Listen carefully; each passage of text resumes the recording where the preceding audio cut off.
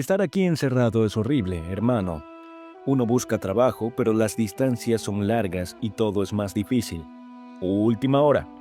En un amanecer sombrío que sacude al país entero, miles de migrantes comienzan a abandonar México en una estampida silenciosa que ya provoca protestas, bloqueos carreteros y un creciente sentimiento de hartazgo entre la población mexicana.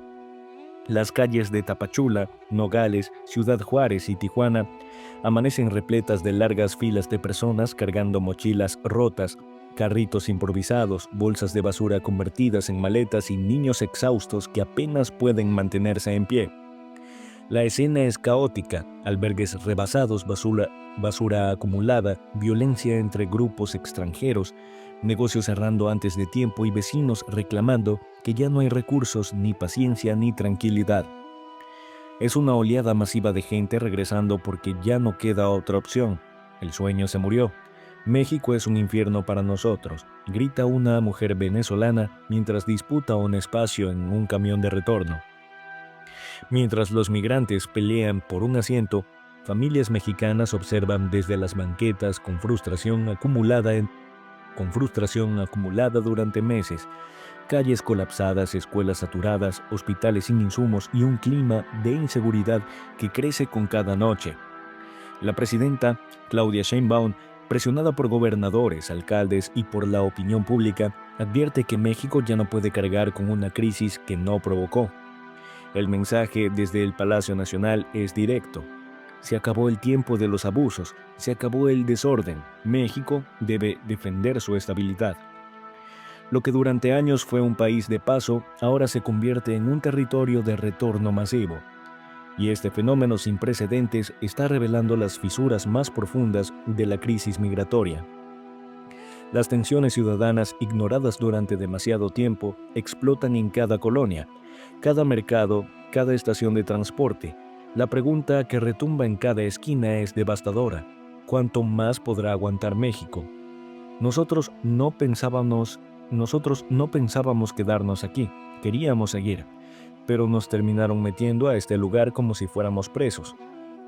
Lo que está por revelarse podría cambiarlo todo, porque lo que ocurre hoy no es improvisado, es el resultado de meses de saturación, de violencia interna, de recursos agotados, de decisiones obligadas y de una realidad que superó cualquier cálculo político.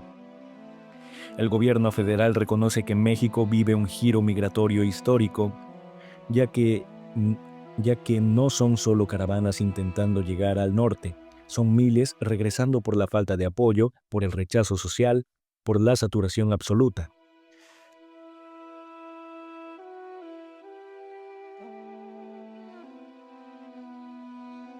La presidenta, Claudia Sheinbaum, ha endurecido su postura frente a un flujo que considera insostenible. En sus discursos matutinos repite: México no será depósito de los problemas que otros no quieren resolver. Bajo su mandato se aplicó un recorte profundo a los programas de asistencia migrante. Se cerraron temporalmente refugios sin regulación, se ordenó una revisión estricta a todos los albergues financiados con recursos dudosos. Además, autorizó operativos conjuntos entre Guardia Nacional, Ejército y Agencia Federal Migratoria para recuperar zonas dominadas por campamentos irregulares.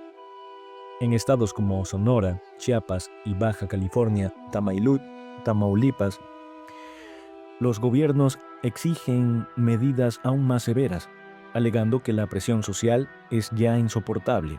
No existe el sueño americano. Nuestro estado no es refugio de nadie. Las palabras de la gobernadora María Fernanda Lozano de Sonora marcaron un antes y un después, recibiendo aplausos entre residentes de Nogales y San Luis Río Colorado, donde las protestas llevan semanas creciendo. Mientras tanto, redadas en hoteles, plazas, terminales y campamentos se han vuelto rutina. El mensaje oficial es contundente: México recupera el control, México defiende su soberanía. Pero esta ofensiva apenas inicia, y lo que podría dividir al país en dos. En la calle el ambiente es distinto. Se respira cansancio, indignación y una sensación de amenaza latente. El mexicano común, el que sale a trabajar antes del amanecer, el que paga impuestos, el que sostiene al país, comienza a decir en voz alta lo que guardó por meses. No hay recursos para todos, menos para quienes no respetan nuestras leyes. En Tijuana, comerciantes aseguran que las ventas han caído porque los clientes ya no quieren acercarse a las zonas dominadas por campamentos improvisados. En Ciudad de Juárez, transportistas denuncian agresiones y extorsiones por parte de grupos de migrantes que controlan banquetas y estacionamientos. En Tapachula, familias relatan que los parques ya no son seguros. Peleas, discusiones, robos, consumo de alcohol. La frase se repite en cada esquina de México: estamos rebasados. Y la tensión va más allá del enojo. Muchos migrantes rechazaron trabajos formales, exigiendo más de los que los ciudadanos podían ofrecer. Otros revendían ropa, comida y medicinas donadas por la propia gente mexicana. Eso alimentó un resentimiento profundo. Llegan, saturan todo, exigen y encima nos llaman racistas. ¿Y a nosotros quién nos ayuda? Mientras tanto, la presidenta Claudia enfrenta presión de alcaldes que reportan escuelas congestionadas, clínicas sin medicamentos, policías desbordados, colonias convertidas en zonas grises.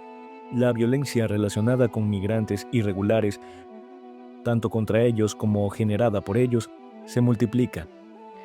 Para gran parte del pueblo mexicano, la línea se ha cruzado. Se percibe el riesgo de una sensación social que podría escalar más allá de simples Se percibe el riesgo de una reacción social que podría escalar más allá de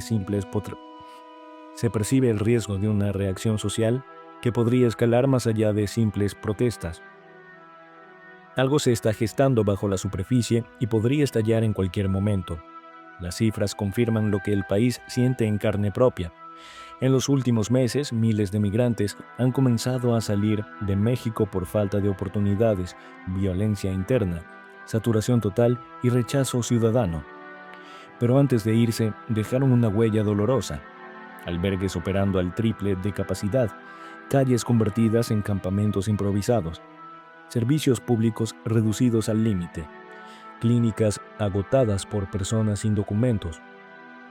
Más de 100 refugios entre Tapachula, Juárez, Tijuana, Reynosa y Matamoros colapsaron tras el retiro de fondos públicos y la fiscalización a ONG extranjeras implicadas en irregularidades. La Agencia Federal Migratoria, bajo nuevas instrucciones, aumentó deportaciones mediante autobuses estatales y vuelos financiados por contratos federales. Fuentes internas estiman que en un trimestre se han ejecutado miles de retornos hacia Centroamérica y el Caribe. Una ruta inversa, tan grande como las caravanas que antes avanzaban al norte. A esto se le suma el cierre de oficinas de ayuda a migrantes saturadas, donde miles acampaban exigiendo documentos sin aportar identificación ni cumplir procesos. Miles terminaron viviendo de limosnas, bloqueando avenidas, pidiendo comida casa por casa, saturando consultorios médicos y generando tensiones en colonias que nunca habían vivido algo así. La percepción ciudadana es contundente: México ya no puede más. Y los reportes estatales comienzan a registrar incidentes de violencia vinculados al flujo irregular. Pero lo peor aún no se ha dicho. La estampida migrante que abandona México revela una verdad que ahora nadie puede ignorar. México estaba cargando un peso que nunca le correspondía. Ahora, mientras miles regresan a sus países o buscan cruzar hacia ciudades gobernadas por políticas más flexibles, en Estados Unidos, México enfrenta el colapso de un sistema migratorio que nunca fue diseñado para soportar una crisis continental. Los mexicanos, cansados de ver sus calles saturadas, sus hospitales colapsados y su trabajo compitiendo con mano de obra informal, están exigiendo un alto definitivo. Protestas en Juárez, Tijuana, Monterrey, Saltillo y Matamoros muestran un sentimiento creciente: México para los mexicanos. Claudia Sheinbaum, presionada por la opinión pública, insiste: debemos recuperar el control total de nuestras fronteras, pero muchos creen que las medidas llegaron tarde. Dicen que México fue demasiado generoso, demasiado paciente y demasiado permisivo con quienes no respetaron las leyes del país. Mientras los migrantes abandonan México, repitiendo: México es una tortura. Miles de familias mexicanas responden: la tortura ha sido para nosotros. Un choque moral, cultural, económico y social define el futuro del país. La pregunta queda suspendida en el aire, pesada e inevitable. ¿Debe México cargar con los errores de otros países? ¿Hasta dónde llegará la paciencia de un pueblo herido? ¿Quién defiende al ciudadano mexicano cuando los demás exigen sin dar nada a cambio? La crisis no terminó, apenas comienza. Y México tendrá que decidir muy pronto qué futuro quiere para su gente y quién tiene derecho a pisar su tierra.